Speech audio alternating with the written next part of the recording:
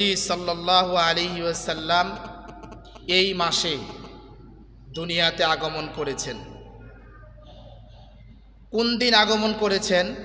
নবীজি সাল্লাল্লাহু আলাইহি ওয়াসাল্লাম সোমবার দিন দুনিয়াতে আগমন করেছেন।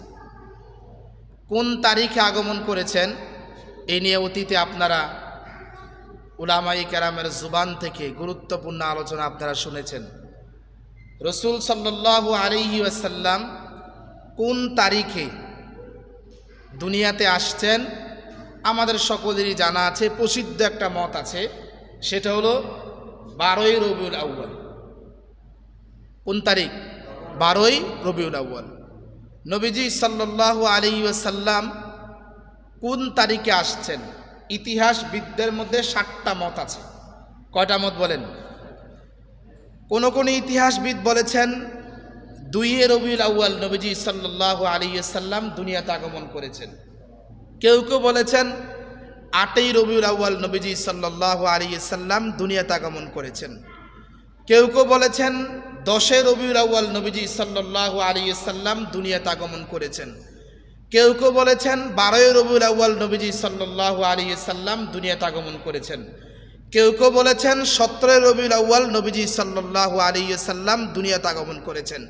কেউ বলছেন রবিউল আউয়াল মাসের 8 দিন বাকি থাকতে নবীজি সাল্লাল্লাহু আলাইহি ওয়াসাল্লাম দুনিয়ার জমিনে আগমন করেছেন। কেউ বলেছেন 12ই রমাদানে নবীজি সাল্লাল্লাহু আলাইহি ওয়াসাল্লাম দুনিয়াতে আগমন করেছেন। কয়টা মত বললাম? এটি আপনাদের কাছে নতুন মনে হইব, বুঝেন নাই? এটি কি মনে হইব? নতুন মন। 7টা মত। আল্লামা ইবনে কাসির রহমাতুল্লাহি আলাইহি যারা 7টা মতকে পেশ করেছেন সকলে এদের সপক্ষে গুরুত্ব সহকারে কোরআন ও সুন্নাহর আলোকে দালিল পেশ করেছেন।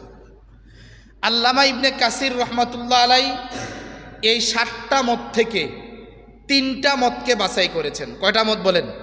3টা মত। আর বাকি 4টা মতকে তিনি কোরআন সুন্নাহর আলোকে, ওনার জ্ঞানের আলোকে উনি খণ্ডন করেছেন।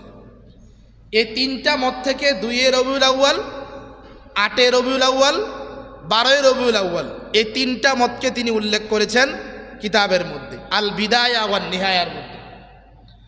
2 রবিউল আউয়াল এই মতকে তিনি প্রাধান্য দেন নাই, কেননা এই মতের শুরুতে একজন রাবি আছে, তার নাম আল ওয়ারিদ।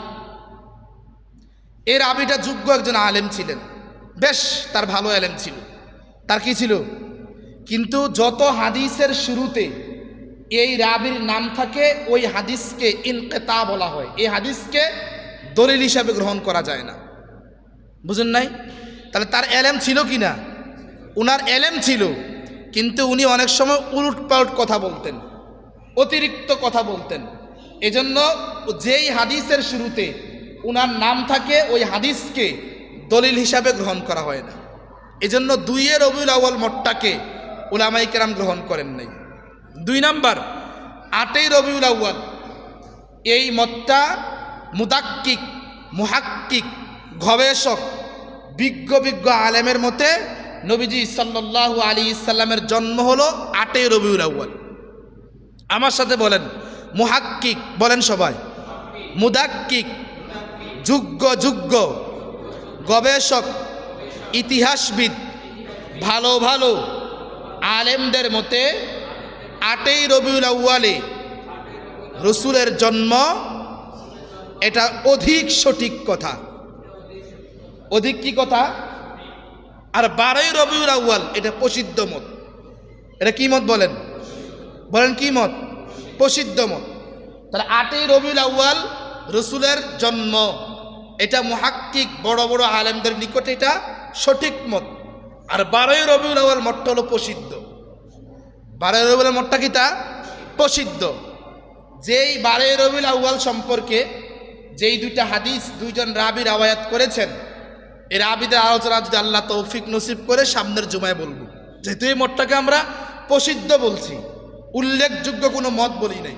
হ্যাঁ, কেউ বলছে এটা উল্লেখযোগ্য, কিন্তু অধিকাংশ আলেম, অধিকাংশ ভালো স্কলারদের নিকটে 8ই রবিউল আউয়াল নবীজির জন্ম এটা প্রসিদ্ধ মত, এটা একেবারে সঠিক মত। এটা তো রাসূল আকরাম সাল্লাল্লাহু আলাইহি সাল্লাম এই রবিউল আউয়াল মাসে জন্মগ্রহণ করেছেন।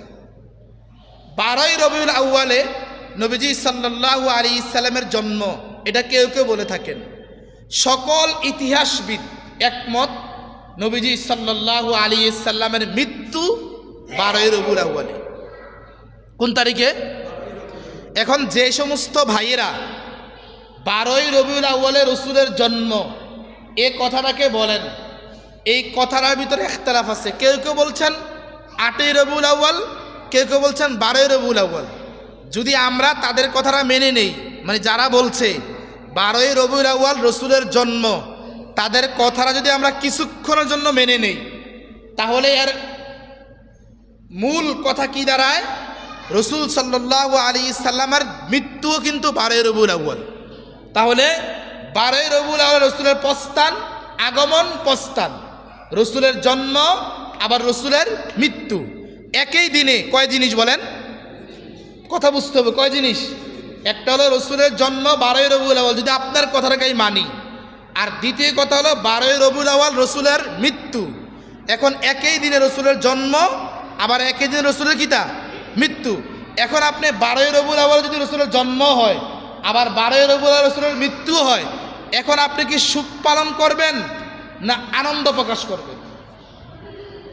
এখন আমার প্রশ্ন হলো এটা, যদি আমরা এদের কথা মেনে নিয়ে 12ই রবিউল আউয়ালে রসুলের জন্মকে ধরি, তাহলে 12ই রবিউল আউয়ালকে আপনি জন্মে উপলক্ষে আনন্দিত হবেন, আনন্দের মিছিল করবেন, নাকি 12ই রবিউল আউয়াল রসুলের মৃত্যু উপলক্ষে আপনি দুঃখ প্রকাশ করবেন?